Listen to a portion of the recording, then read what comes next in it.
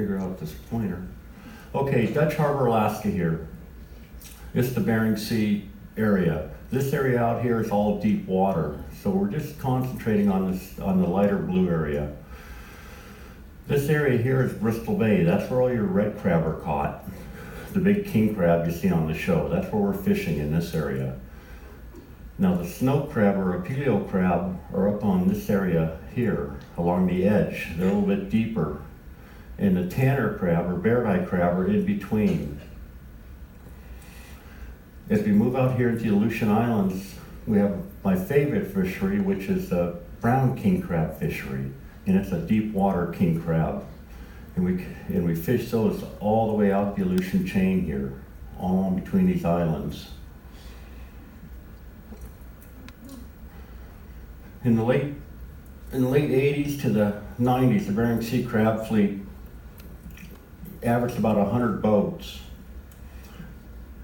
Then the apelio fishery, which is a snow crab fishery, those crab were always out there. They were just always a nuisance to us. In our process of trying to catch the red crab and the bear-eye or tanner crab, we would catch these snow crab or apelio crab, and there was no market, but there was millions of them out there. Well, that all changed when a market was developed, and that's where we had the big explosion in the fleet size. We went from 100 boats to over 300 boats in about 6 years because of the snow crab fishery. And at the peak of the snow crab fishery in this area here, we caught, as a fleet, 365 million pounds of snow crab in one season. The fleet did. It was a record. Since then, the fishery has declined and has gone up and down, but that was the peak year, and that was kind of the gold rush of the Bering Sea time days, was that apelio crab fishery. If we look here, this is a shot of Dutch Harbor. Now it looks just beautiful. It's in the summer, and it is beautiful in the summer. However, in the winter, it's completely covered with snow, and it's usually blowing 50 to 60 miles an hour and snowing. It's a tough, cold place. It's been the top port for seafood landings for many, many years in America, between the crab and the pollock and the codfish, and so that's where I spent a good portion of my life. As we move along here, this is a shot that I took at the cannery there in Dutch Harbor, and you can see there's a little bit of ice on the so it's in the winter time. But the eagles would always line up on these draggers because they're fishing pollock, which is a very important fishery in the country, especially in Dutch Harbor. And so when the draggers would come in, those eagles would be lined up there trying to get the pollock that was stuck in the nets. So,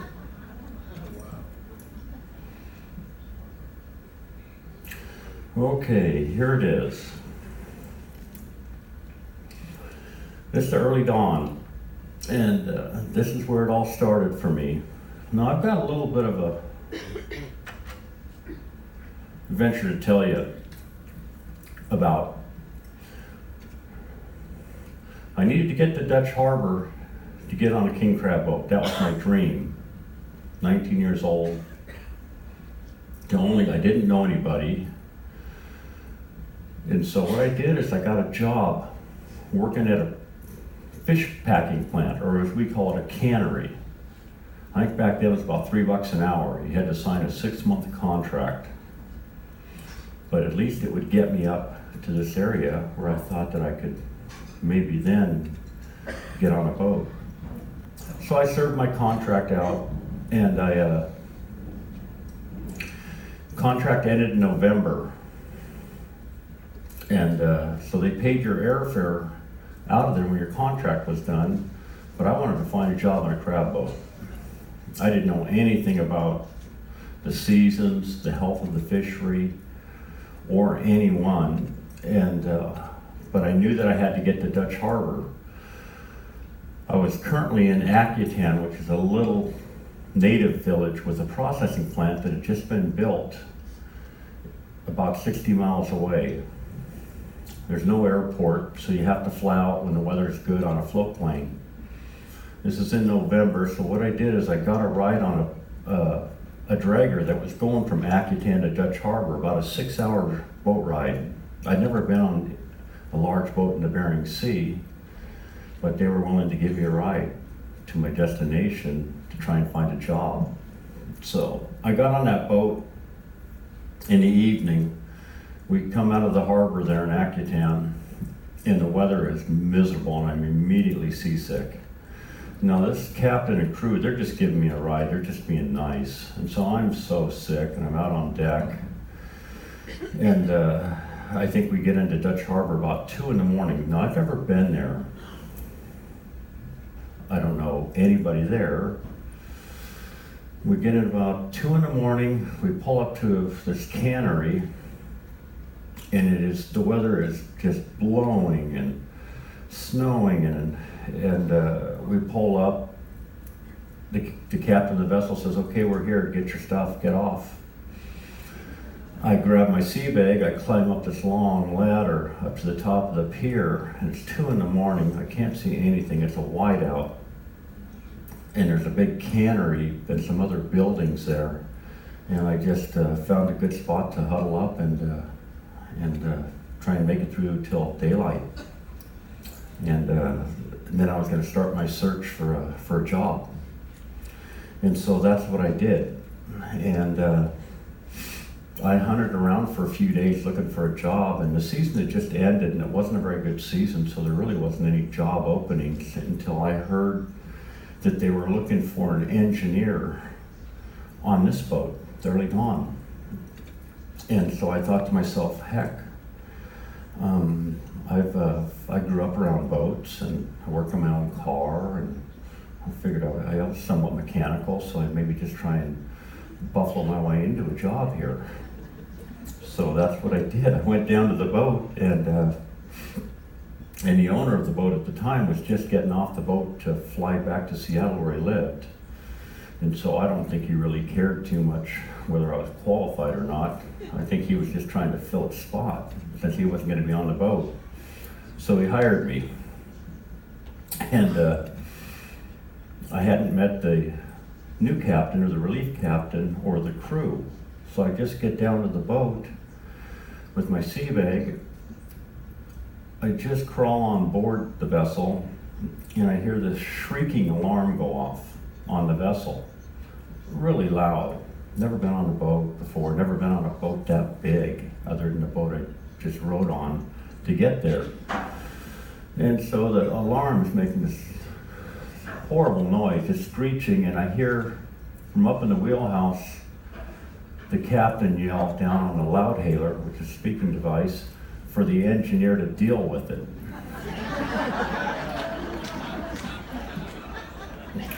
So I just step foot on the boat. I'm not really an engineer. I don't know where the engine room is, and there's no one there to kind of help me along here, but I get the captain yelling for me to deal with it. So I drop my gear, go into the galley, try and find the engine room. Of course, it's not marked. Never been on board before. They figure if you're an engineer, you probably should figure it out.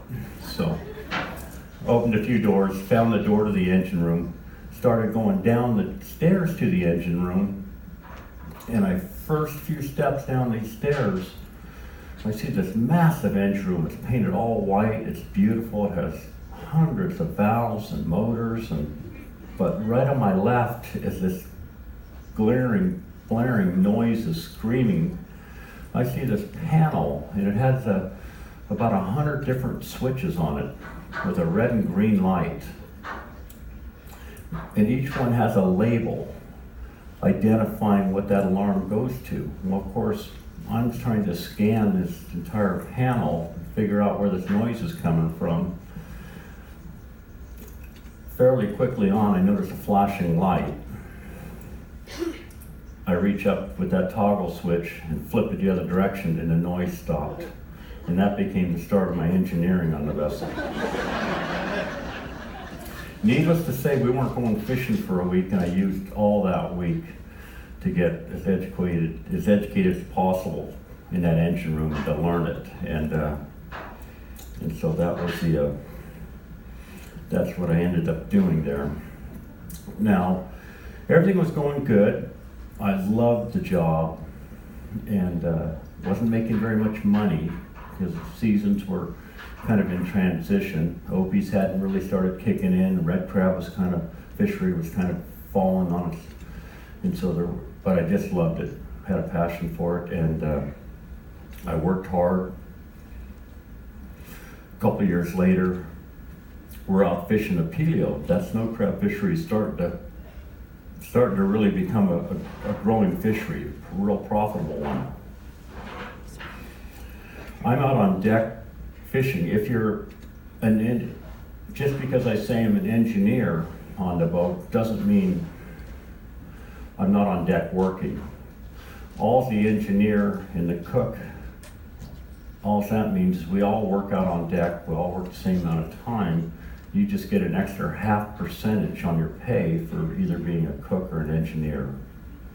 And so I was out on deck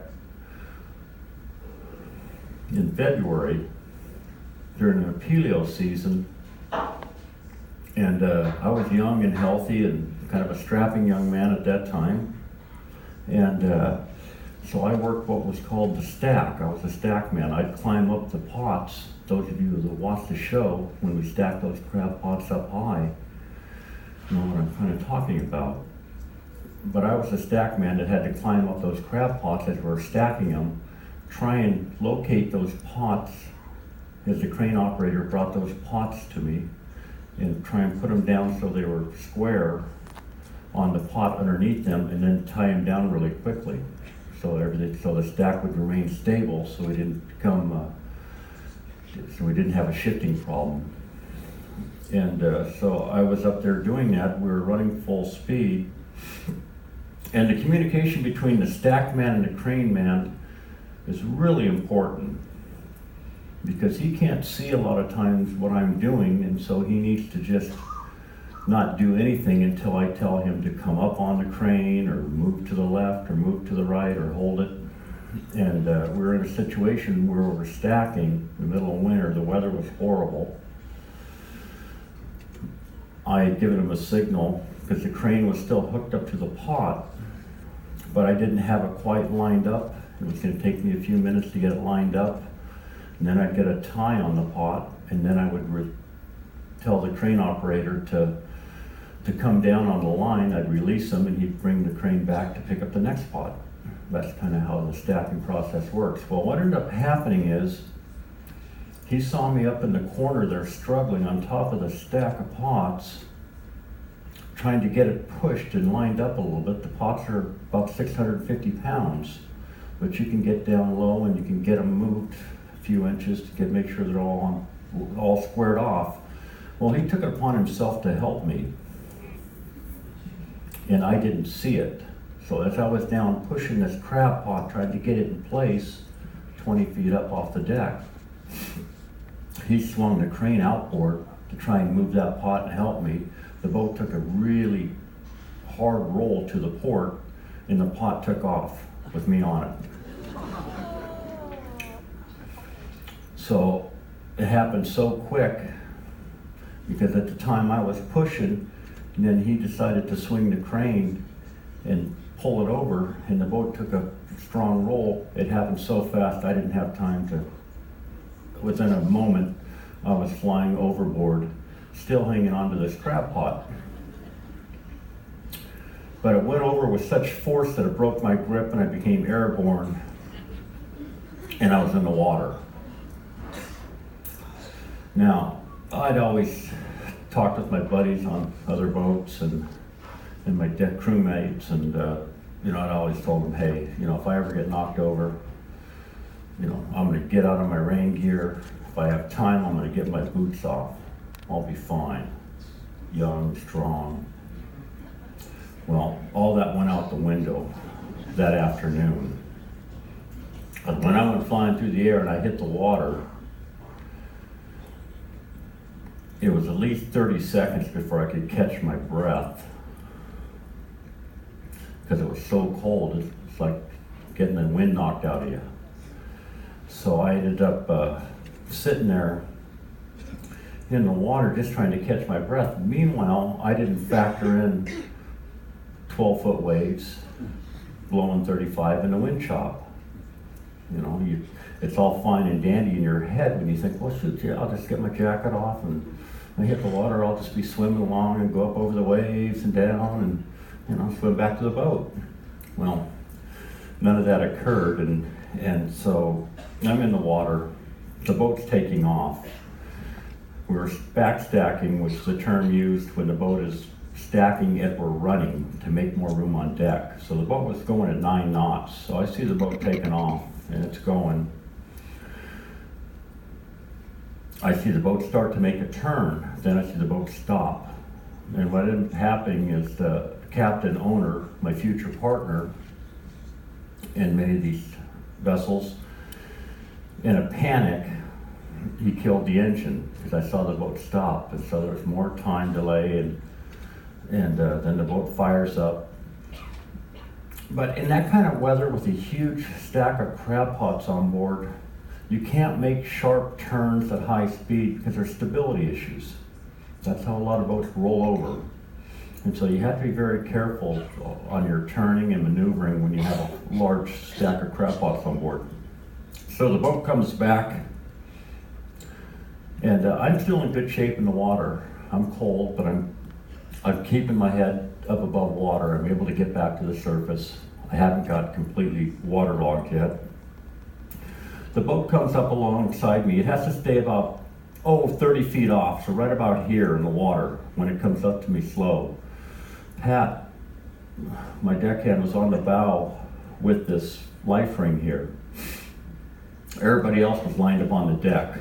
I believe there was one other deckhand on the bow here, spotting, looking for me. So as the boat comes up, I'm in the water here. The waves are so big that they have to stay about 30 feet off me.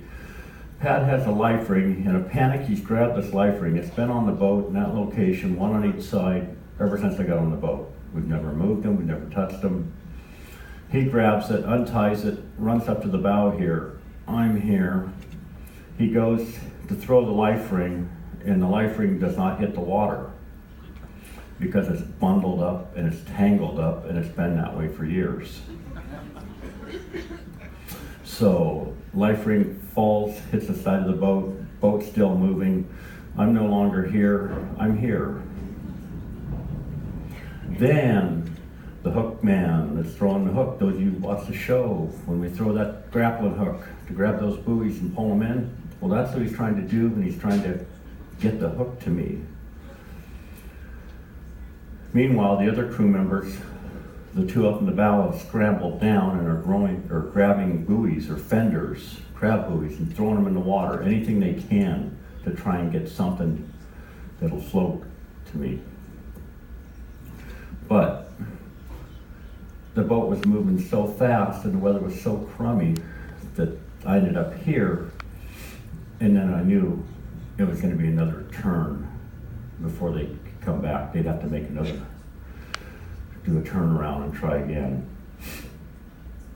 At that point, I knew I was in trouble.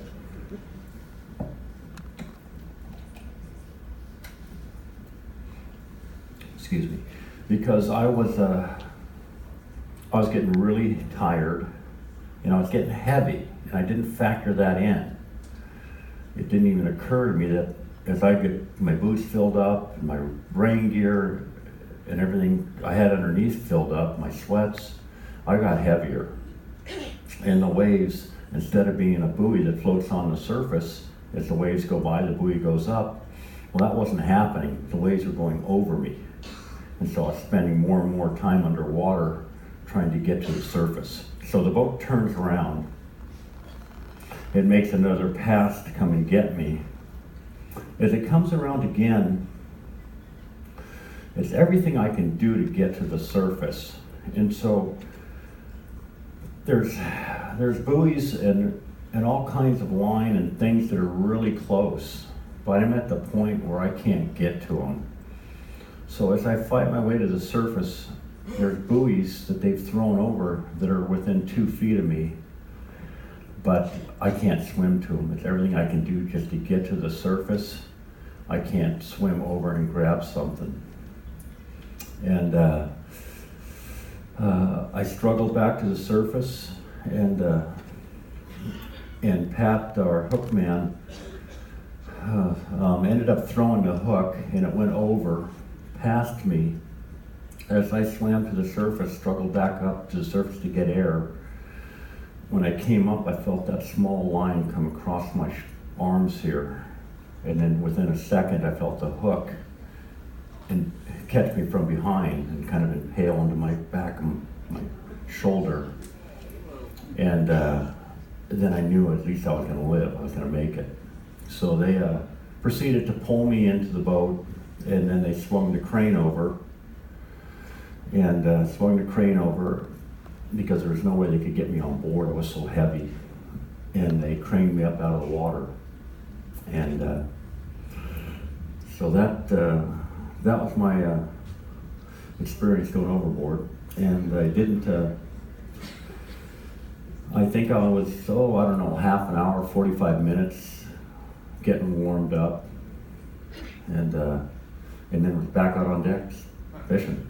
So now, shortly thereafter, I worked my way up to captain and boat owner. You'll have to understand that this was in the early days, early 80s, mid 80s, and there weren't personal flotation devices available that we could actually work in. We were climbing up and down these stacks, and there was just no way to put on a. Shortly thereafter, however, they came out with the CO2 vest and the inflatable vest that they have now. And then, of course, I made it mandatory that all people working up on the stack and working in dangerous positions on the vessel wore those. But at the time, they're just really, we couldn't be wearing these bulky vests that were available. As we look here, this kind of gives you a little bit of an idea of what I was referring to. Those of you that haven't seen the show, just a shot of the early dawn. My partner, he OCD or something, but he always liked to change colors of the boat. And of course, he wasn't in the shipyard. I was. So that's why I'm not a big fan of the changing colors all the time. If we look here, this is a stack of crab pots on the back of the boat. And so you can, for an indication, there's the crane. So I'm up on the stack here when I get knocked over. So you're about 20, 25 feet above the water. I became, I think, one of the youngest captains at the time. And I believe I was 23 years old, 24 years old. And we had just come in from a red crab season. And the captain, owner of the vessel, he grabs his bags and he jumps off the boat and he says, "You're taking the boat." What a dream come true. Young man, I get my first chance to be captain. Only problem being is he didn't bother to train me in moving the boat, running the boat, anything like that. And so teaching me kind of some of the steps. And back then, we didn't have computers. We were using charts and paper charts, and we had Lorans, and so it was a lot different back then. And so I was excited. I know the crew wasn't, because they're like, "Oh, great, the engineer's taking over. We're going to be out here for another month. We're probably not going to make any money." And so I know they weren't very excited about the opportunity, but I was. But I was also really nervous. And the first thing that scared me the most, I knew I'd be fine once I got out in the ocean. I could find the crab pots. I could find some crab. But what made me the most nervous was trying to get this big, beautiful boat off the dock without smashing into other boats, into the dock. And so what I did is, I had the crew, I said, guys, I want you to go off on the beach over here, and I want you to grab all these fenders, all these buoys, crab buoys, many as you can find. I don't care whose name or numbers on them. They're blowing around out in the pot yard, gather them up, drag them back to the boat. So they went and did that. They gathered up like 25 of these buoys. We already had a bunch on board, but I just said, I want them all. And I'm not sure they knew what my plan was. So they drag them all back, and I tell them to line the entire boat with these buoys. From here, all the way to the stern. Now I'm gonna take off. And so that's how I learned to drive the boat, is I just make sure there was a ton of buoys around it, so it ended up being like a bumper car until I became proficient at moving the vessel. Okay. I'm gonna move along here. This is a shot of the early dawn as we're leaving Seattle. Seattle was our home port, and we leave Seattle, we drive up to Dutch Harbor. It's about 7.5 days in good weather, straight across the ocean. On here, we're kind of going through the inside route. It would take us an extra 2 or 3 days on our travel to Dutch Harbor if we went this inside route. So we just go straight across, running some horrible weather. And there's not a lot out there when you're 500-600 miles offshore. So we're taking off here. In 1986, we ended up doing a joint venture with the Russians. It was still a communist country then. And but we thought it was a great opportunity, and we ended up taking some Russian captains and advisors on the vessel. And the whole premise was we were going to get an opportunity to start fishing their waters. What ended up happening was it was a neat opportunity, but it wasn't economically, it wasn't very viable, because their whole purpose was, 3 of us went over there, was to gather all our information so they could, as far as our crab block and all the makeup of our king crab vessels, because they didn't have any vessels or anything like it, no ability to catch their crab. And so that was really, I felt that ended up being the purpose of the joint venture, was to provide them all the information on our vessels. But nevertheless, we had a pretty good time, and we got to fish areas that no one else had ever fished. As we're moving along here, I ended up, there's a shot here, and I took this shot from the top of the mast on the early dawn. So I climbed up the mast, and I'm looking down on the deck. And this is kind of an important photo, because what you're looking at there is a long line with these, it's long line pot fishing. And what that means is you've got one long line with pots attached every 50 feet or every 100 feet. And the reason why we do that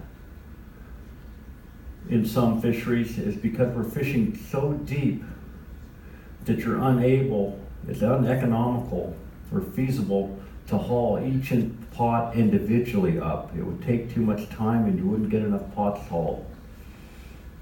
And so what I did here is, after an Apelio season, I had it in my mind that we're fishing, I showed you the picture of the Bering Sea, and you saw us fishing that light blue area.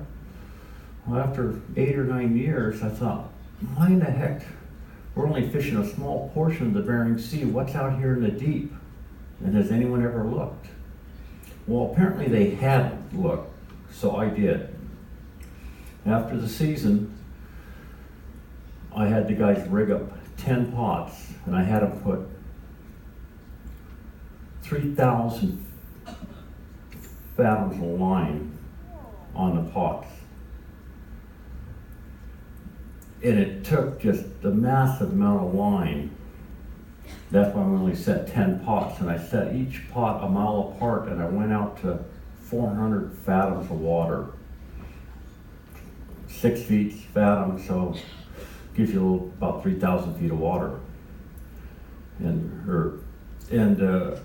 So I set these 10 pots a mile apart because I wanted to see what was out there. No one else had ever done it. There's got to be something out there. Let the gear sit in the water for about 18 hours, came back, started hauling these pots. The only problem is it took us about half an hour to haul one pot. There's so much line. So we're hauling. I think the second or third pot, there's a couple of these odd looking orange crab, really bright orange. And so that's interesting, but there's only a couple of them.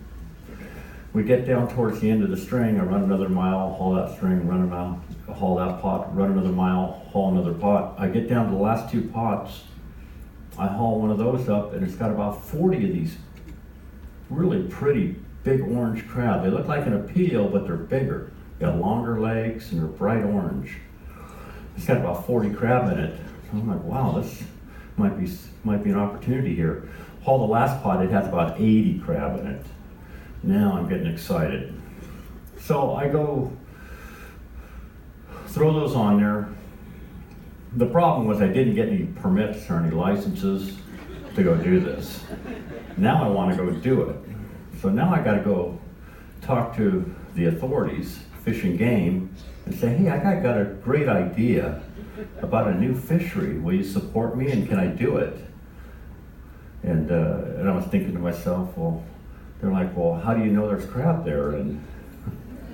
But anyway, they were open to it, and I told them what I had done, and I had a good working relationship with Alaska Fish and Game, and so they issued me a experimental permit, and I ended up developing this fishery and designing a crab pot to catch these specific type of crab, which is what you see here, these dome pots.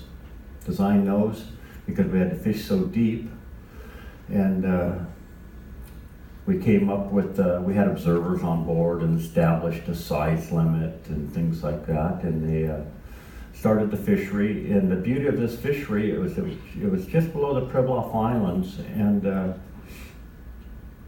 no one else really knew about it. They knew we were up to something, but they didn't have the details. And we went out the first summer, and I was by myself fishing out there on these new crab, and caught 500,000 pounds of these crab the first summer. Didn't see another boat. So it was a really kind of special time for us. We're moving here.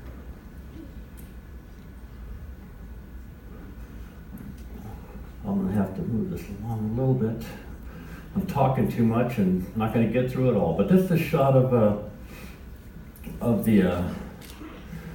the guys landing a 7x8 crab pot, and this is these are snow crab in there. And this is this particular trip was probably one of the best fishing trips as far as volume and how quickly we filled the boat.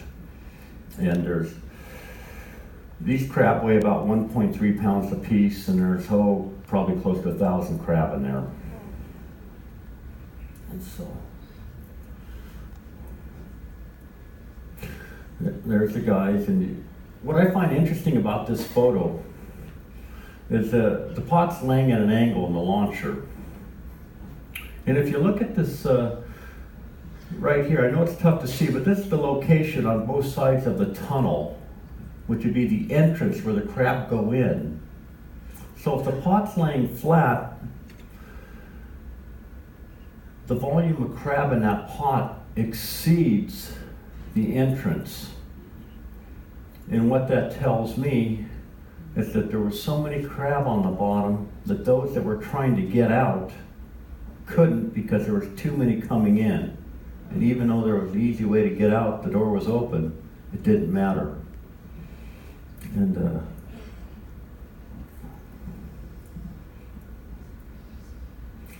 that's the pot as it's dumped into the sorting table. And when it's dumped in the sorting table here, it's when you're on this kind of fishing, they're primarily all legal size male crab. And what I mean by that is the Department of Fish and Game has determined a legal size that we can keep. Everything that is not legal, and that legal size is based upon the size of the carapace or the shell. And everything that is not legal needs to go back into the water. If you look here, we've got a little opening in the deck with water pouring through it, and that's where we put the females in the juvenile or the pre-recruit crab back into the ocean. But when you're on fishing this good, and this is almost always just large jumbo legal sized males. I think they don't allow the females and the smaller crab because the fishing or the bottom's so good or the feed's so good that they don't allow them in there. If you notice the ice that's building up on the side here, always a problem for us up along the sides here. Affects the stability of the vessel. The more ice you get up high, the more you lose your stability. So it's always a serious concern is trying to keep that ice down, trying to beat it off. And as we move on here, here's a shot. I'm fishing in the ice fields. I like to fish away from the fleet. My antisocial tendencies, I guess. And I don't like fishing around people, and always tried to get in front of the fleet. And so I'm up in the ice floes fishing. And it's the fishing can be really good when you're fishing up in the ice floes. The downside is you tend to lose gear because these ice floes want to grab those buoys, those crab buoys, and they want to either cut them off or drag them away. And as you can see here, I've got all my pots have one buoy in them. Normally they'll have 2 or 3 buoys, but when I'm fishing in the ice, I remove the other 2 buoys to minimize what the ice can get a hold of and drag away or cut off. So we're kind of putting the gear back on board and stacking out of the ice, because if we don't get out of the ice, if I'm in the ice where these ice floes are like this, if you go up the north of another 4 or 5 or 10 miles, then the ice is 3 times bigger. And then it's almost impossible to get your gear back. And so this ice can move up to 20 miles a day. And so we've lost a lot of gear in the ice. Quick little story here with my brother-in-law fished with me. He was a tremendous fisherman. And but he was always a little bit crazy. He just was always doing crazy things, and he eventually ended up working his way up and running one of our boats for us. But on this particular trip, we're pushing our way through the ice looking for pots, and I look out my starboard side window, and I see Jerry jumping across these ice floes, hooting and hollering and waving at me. And grab that loud hailer, screaming at Jerry, get back on the boat. Because I'm thinking to myself, when he falls in, and I've got to maneuver this boat through these ice floes to pick him up, what ends up happening you have to go really slow through these ice floes, but it pushes all the ice floes together as you squeeze through. And so had he fallen in, likelihood of recovering him would have been very slim, because I would have pushed all the ice together, which would have crushed him. No, he didn't think about that when he jumped off. So he scurried back. Favorite fishery, the longline brown crab fishery out in the Aleutians. My favorite crab. These are king crab. They're smaller than your red king crab, and so they're not quite as valuable. King crab value is based upon size. The red king crab is the largest king crab, hence we get the best price, the most expensive. Brown crab, however, is the most stable fishery. Stable meaning the stocks remain consistent, they're not threatened, and there's only a handful of us that have quota and permits to fish this fishery, and it covers the entire Aleutian chain. It's just a wonderful, lot of history in the Aleutians, and it's a wonderful spot to fish, and it's the only fishery I miss in the Bering Sea. It's the longline brown crab fishery. And these crab love hard bottom. They're climbers. You can take one of these brown crab and put a king crab pot on deck and put that crab on the deck, and he can climb straight up like a wall. They're climbers. They're designed to be on really hard bottom, big rocks and lava and strong currents. Fierce Contender. One of the vessels I ended up becoming a partner in and running. Ended up becoming a partner in a sister ship to this called the Fierce Allegiance.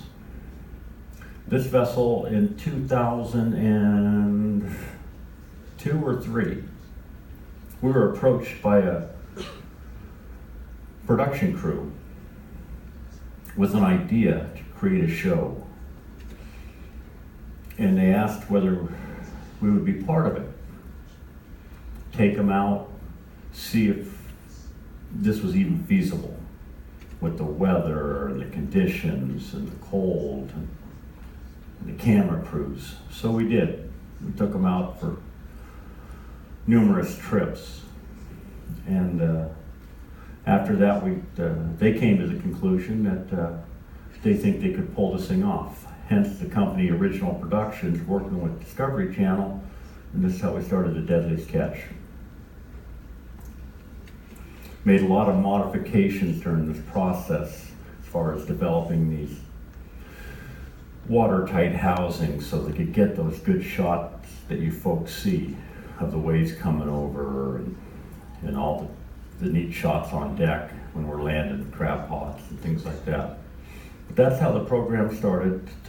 Early Dawn was on numerous episodes and over the years, and Fierce Allegiance as well.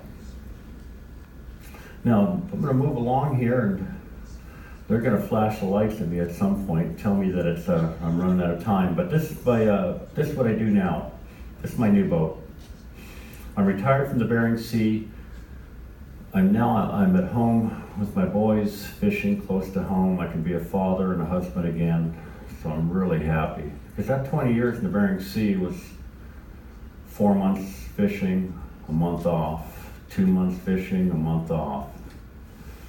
And so it was a tough life. And so now, like I indicated before, I'm fishing Dungeness crab off the west coast and blackcod and halibut. Here's a shot of what I do now. We're hauling longline strings. Remember we talked about longline pots? How we got one long line with pots? Well, this is the same concept, but we have a hook every 18 inches. So every 18 inches, there's a hook coming up. And we bait them by hand, put a piece of squid on them. And we usually hand bait about 8,000 to 10,000 hooks a day by hand. Set them in the water, haul them back. What you're looking at here are blackcod or sablefish. And we have some rockfish or red snapper mixed in, a few dogfish, skate or two. And so that's what I'm going to be doing here in about 10 days to start our trip. Thought this was a great shot we took, and it's the ground line coming up, and you can see the hook, and there's a small piece of line called a gannon, and it's wrapped around the line, and it's tied off right here. And that's just a large blackcod coming out of the water, trying to shake that hook and get away. Another shot here. There's nothing funner than longlining, because you're hauling all these hooks back and you're getting so many different kinds of fish. You're just not sure what's going to come up. I just love it. And you end up with a big catch at the end of a set like this. But this is the part that really sucks. Is once we do this, then we've got to take every one of those fish, throw it up on the butcher table, butcher it, cut the head off, take the guts out, scrape the bloodline, put it in a fish hole, and ice it. So that becomes a load of fish like this, probably on this set would probably take us 2.5 hours to butcher all the fish and ice them. Now this is shot. Now most of you folks aren't gonna. This is shot of Ketchikan, and what ended up happening was my partner. We went to a quota system in about 2005, 2006 season, and what that did is it divvied up the entire crab resource in the Bering Sea to individual boats based upon your catch history. And they did this for about 3 reasons. One, there was way too many deaths in the fishery. We had people dying, and it was getting worse and worse. Boats were rolling over, capsizing. The mortality rate was out of this world, most dangerous job, so on. Number 2, management couldn't effectively manage these fisheries because the fleet had gotten so big and so powerful and strong that we would go out to catch our red crab, and our season was down to 4 or 5 days fishing, and the fleet would catch the entire quota. What would end up happening is we'd exceed the quota, and that would threaten the health of next year's fishery and the year after that fishery. And so they couldn't properly manage the fishery. So we went to a quota system which divvied up all the crab amongst the boats based upon qualifying years. So when they did that, we went from 365 boats to about 75 or 80 boats in 2 years. The rest of the boats were gone, because all those other boats took their quota and leased it to other boats. And it just reduced the entire fleet size. There's a lot of turmoil involved in that, because of course anytime something like that happens, a lot of people lose their jobs. Now, what ended up happening is my partner and close personal friend had a vessel that was involved in the Bering Sea fishery, and this was our opportunity for him to achieve his dream. And some of you folks that watch the show will recognize this vessel, and I'm going to play a little clip of it on The Deadliest Catch, and it's always the most requested view on the program, and then I'll give you a little bit of history of what we've done.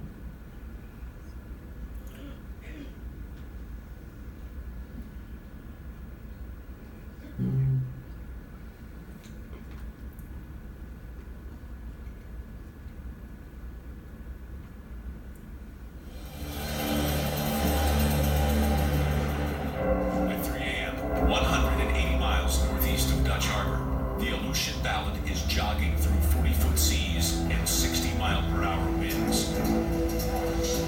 Captain Jerry Tilley is at the helm, but fishing in this weather is impossible, so the crew has sought shelter below deck.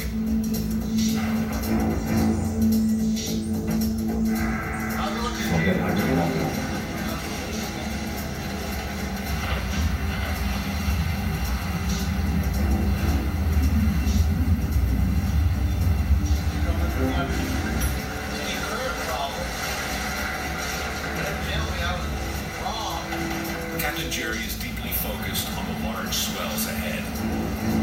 And suddenly,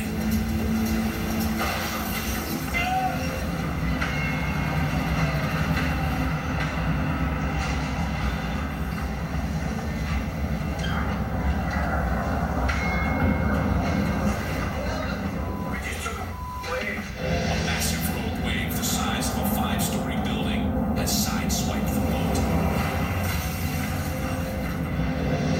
Rogue waves up to 100 feet high often appear without warning in mid-ocean.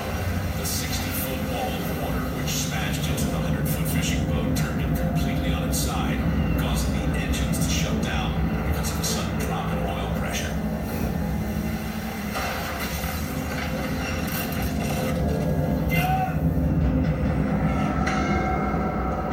The camera continues to record as the crew struggles to gain control of their boat.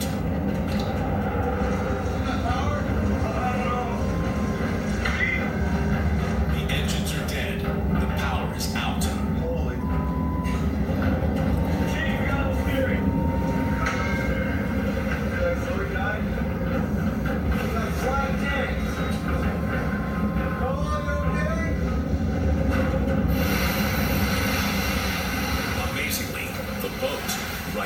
itself. Captain Jerry is able to fire up the engine and restore power. I thought we got a rock. Or another boat. Now we got no computer. It knocked the computer out. Below deck, sleeping crew members have been tossed from their bunks. Now they try to assess the damage. That way was so confused. You know, this is I don't want to be part of this. I ran it about I smelled it. You know, I woke up. The captain's daughter, Nicole, has been injured. She got thrown into the cabin there. Is she okay? Yeah, she's okay. What's that arm? It's good. I just can't bend it. Wow.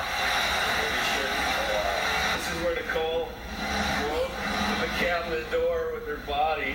It's unbelievable. I've never taken a break like that in all my days. That's just 30 years right there.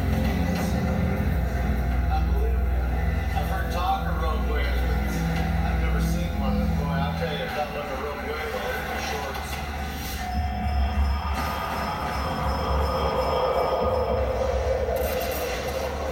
I got visions of life raft, I tell you what. I mean, these waves here, they're huge, but they're not worried about it. It's not like they're that was serious. That probably would have killed me. That was one hell of a wave. Damage in the wheelhouse and the galley are not the only wounds left by the rogue wave. On deck, the sorting table lies on its back, and a 20-foot section of deck has been torn out.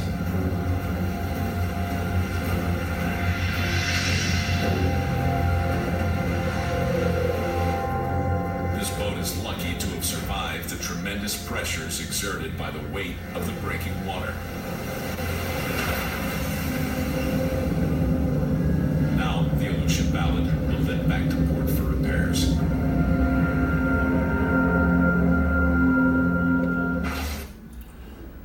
Okay, folks, so that's that particular fishery, that was a red crab season, and I was about 40 miles north of Corky there on Aleutian Ballad, and really pretty extreme 14-hour period, and so you see Corky barely made it through there, and it looks like they're giving me the lights that I have to wrap this up. So thank you, everyone, and if any of you have any ambitions or dreams, I'll take applications because we're always looking for good deckhands. So.